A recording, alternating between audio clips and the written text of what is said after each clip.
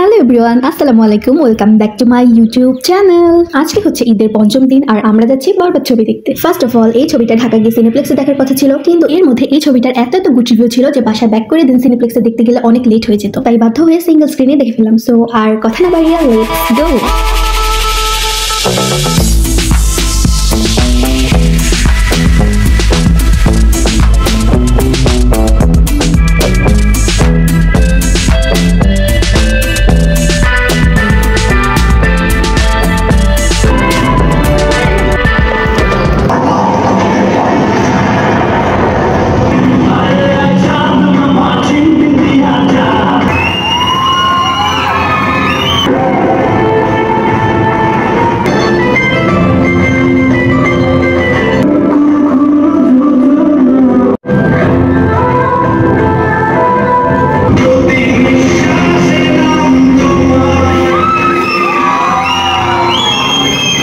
তো এই মুভির কথা কি বলবো, বেস্ট একটা মুভি। আর আমার মনে হয় বাংলাদেশে যত মুভি রিলিজ হয়েছে তার মধ্যে এই মুভিটা বেস্ট ছিল। সত্যি বলতে মুভি দেখতে যাওয়ার আগে আমি কখনো আশা করিনি যে এই মুভিটা এত ভালো হবে। Fully satisfied. মুভি দেখে আসার পথে আমরা একটা ব্রিজে নামলাম, আর এই ব্রিজটা হচ্ছে আমার নানু বাড়ির কাছেই। ব্রিজে অবশ্য নামা হতো না, কিন্তু আমার কাজিন মানে আমার মামাতো ভাই ও অনেকদিন ধরে ঘ্যান করছিল ব্রিজে আসার জন্য। এই ব্রিজে নাকি কি একটা খেলনার দোকান বসবে, ও সেখান থেকে খেলনা কিনবে, কিন্তু আসার পর দেখলো আসলে কোনো খেলনার দোকানে আজকে বসেনি। আর দুপুর 3টা বাজে, তখন এত রোদের মধ্যে কোনো দোকানে নিশ্চয়ই ব্রিজের উপর বসবে না। সন্ধ্যার পরে এখানে অনেক ভিড় হয়, কিন্তু আমরা যেহেতু 3টার সময় এসেছি তাই এখানে তেমন কোনো ভিড় ছিল না। এই জন্য ওর মন খারাপও ছিল অনেক। এই যে এখানে আমার মামি ওকে বোঝাচ্ছে ও যেন মন খারাপ না করে, কিন্তু ও বারবার বলছিল কেন বসলো না, কেন বসলো না, কেন আজকে এই দোকানটা বসলো না। কিন্তু ছোট মানুষ, ওকে আর কিভাবে বোঝাই। এই ব্রিজ আমার আসলে তেমন পছন্দ না, কিন্তু গ্রামে আসলে দেখি ঈদের সময় এই ব্রিজগুলো অনেক জমজমাট থাকে, অনেক মানুষ এখানে ঘুরতে আসে। যদি ঈদের দিন বিকালে বা ঈদের পরের দিন আসতাম তাহলে হয়তো এখানে আমি দাঁড়ানোর জায়গাও পেতাম না, এত মানুষ থাকতো। ঈদের দিন তো আমার ছোট ছোট কাজিনরা আমাকে ধরেছিল, আপু প্লিজ ব্রিজে চলো, তোমার কোনো টাকা খরচ করতে হবে না, তোমার আবার টাকা ভাড়ার টাকা সব আমরা দেবো, কিন্তু তাও প্লিজ ব্রিজে চলো। কিন্তু যেহেতু আমার একদমই পছন্দ না ব্রিজ, তাই আমি সেদিন আসিনি। তাই গত 5 দিন ধরে আমার এই ছোট কাজিনটা আমার মাথা খেয়ে ফেলছে ব্রিজ আসার জন্য। তাই ফাইনালি আজকে আসলাম, কিন্তু এসেও লাভ হয়নি। বেচারা যে জন্য আসতে চেয়েছিল তা তো হলোই না, উল্টো মন খারাপ করে আছে। তাই ওকে একটু খুশি করার চেষ্টা করছি। ভিডিওটা ঈদের 5 দিন পরে হলো। আমার ছাড়তে অনেক লেট হয়ে গেল, কারণ ঢাকা এসেই আমার পরীক্ষা শুরু হয়ে গেছে। তার উপর আমি অসুস্থ ছিলাম অনেক দিন। আমার জ্বর, ঠান্ডা, সর্দি, চোখে ব্যথা সব মিলিয়ে অনেক ফিট ছিলাম। তারপর এক্সামের টেনশন, আর গলাটাও ভাঙা ছিল। আজকে গলার অবস্থা একটু ভালো, এই জন্য ভাবলাম ডাক্তার দিয়ে নিই। আর ও এখানে আরসিটা নিয়ে কি শুরু করেছে দেখো, এত দুষ্টামি করতে পারে।